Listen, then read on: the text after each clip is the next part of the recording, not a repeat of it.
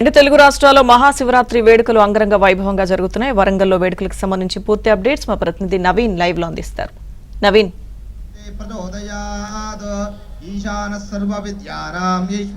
లక్ష్మీ దుర్గా వరంగల్ నగరంలో మహాశివరాత్రి వేడుకలు అంగరంగ వైభవంగా జరుగుతున్నాయి.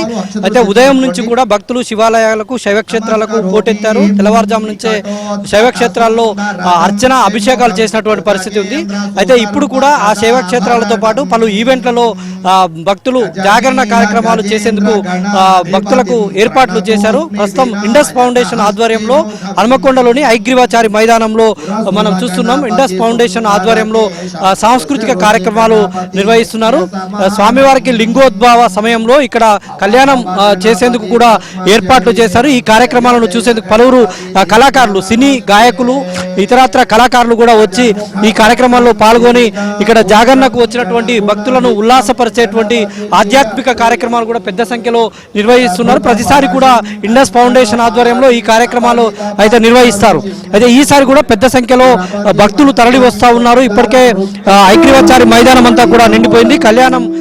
కళ్యాణ ఘట్టం అయితే ప్రారంభం, అంటే కాసేపట్లో కళ్యాణ ఘట్టం ప్రారంభం కాబోతుంది. మనం చూస్తున్నాం పెద్ద సంఖ్యలో ఇక్కడ మధ్యలో కూడా ఒక శివలింగాన్ని ఏర్పాటు చేసినటువంటి పరిస్థితి. భారీ శివలింగాన్ని భక్తులు దర్శనం చేసుకునేందుకు ఏర్పాట్లు చేశారు.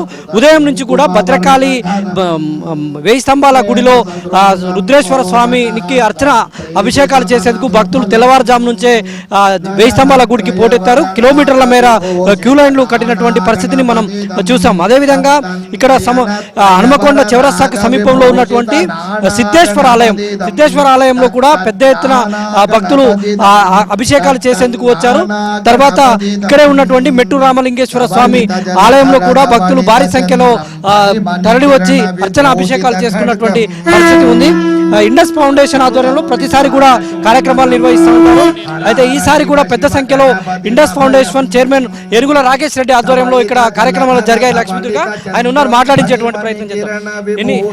ఇవాళ కార్యక్రమాలు ఎలా జరగబోతున్నాయండి? ముఖ్య అతిథులుగా ఓరుగల్లు ఒక కళా రాజధాని కాబట్టి, ఒక సాంస్కృతిక రాజధాని కాబట్టి ఇప్పుడు కూడా సాంస్కృతిక కార్యక్రమాలకు, భక్తి కార్యక్రమాలకు పెద్ద ఎత్తున స్పందన లభిస్తుంది. ఈరోజు ఓరుగల్ల నుండా కూడా మొత్తం శివతత్వంతో నిండిపోయింది. ముఖ్యంగా ఇండస్ ఫౌండేషన్ ఆధ్వర్యంలో మేము నిర్వహించేటువంటి ఆధ్యాత్మిక సాంస్కృతిక సమ్మేళనానికి ఇప్పుడిప్పుడే ప్రజలు వస్తున్నారు. 8-9 వరకు మొత్తం కిక్కిరిసిపోతుంది. మొత్తం శివనామ స్మరణతోని ఈ యొక్క వేదిక అంతా కూడా మారుమోగిపోతుంది. అనేక మంది ఆధ్యాత్మిక గురువులు, అనేక మంది ప్రవచనాలు ఇచ్చేటువంటి వాళ్ళు, కవులు, కళాకారులు పెద్ద ఎత్తున దీంట్లో పాల్గొనబోతున్నారు.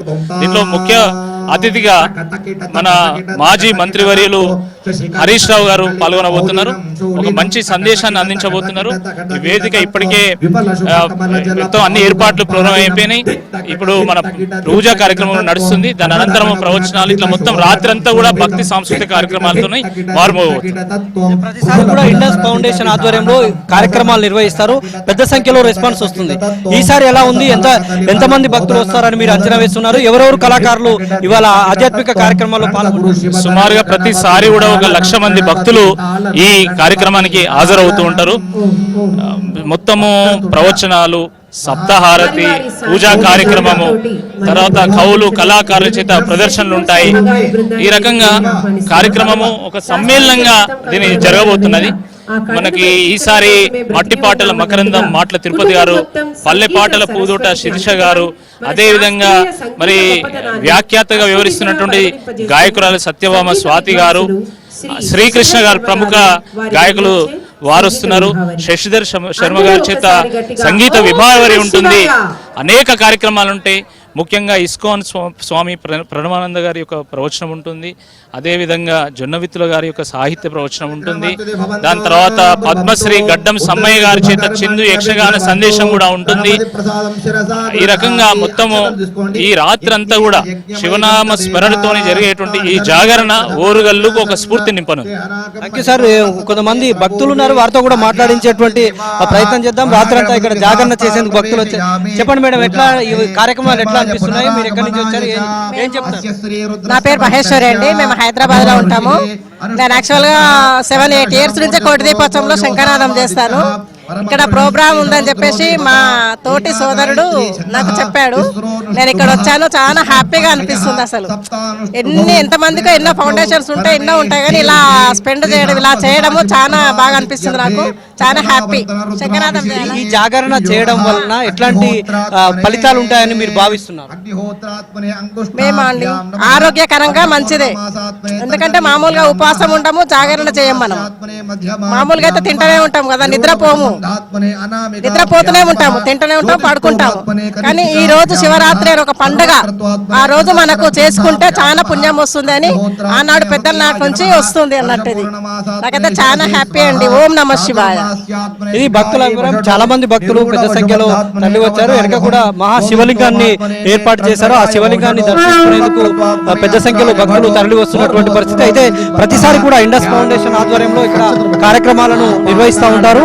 అయితే ఈసారి కూడా ఇండస్ ఫౌండేషన్ ఆధ్వర్యంలో కార్యక్రమాలు అయితే జరుగుతూ ఉన్నాయి. మేడం, మీరు ఏం చెప్పదలుచుకున్నారు మేడం?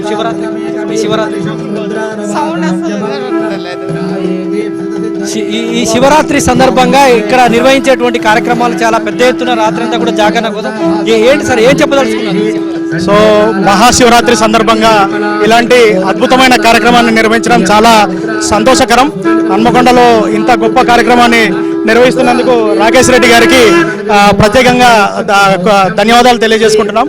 ఇలాంటి ఆధ్యాత్మిక కార్యక్రమాల వల్ల మనలోని మనోసంకల్పం ఇంకా వృద్ధి చెంది సో ఇట్లాంటి ఆధ్యాత్మిక కార్యక్రమాలు మరిన్ని జరగాలని మనస్ఫూర్తిగా కోరుకుంటున్నాం. అయితే లక్ష్మీ దుర్గ ఈ విధంగా పెద్ద సంఖ్యలో భక్తులు అయితే తరలి వస్తున్నటువంటి పరిస్థితి అయితే కనిపిస్తుంది. ఇంకా హరీష్ రావు కూడా, మాజీ మంత్రి హరీష్ రావు కూడా కాసేపట్లోనే ఈ ఈవెంట్ కు తరలి రాబోతున్నారు. ఆ మేరకు ఏర్పాటు చేశారు. గాయకులు కూడా, సినీ ప్రముఖులు, గాయకులు, ఆధ్యాత్మిక వేత్తలు కూడా తమ సందేశాలను వినిపించేందుకు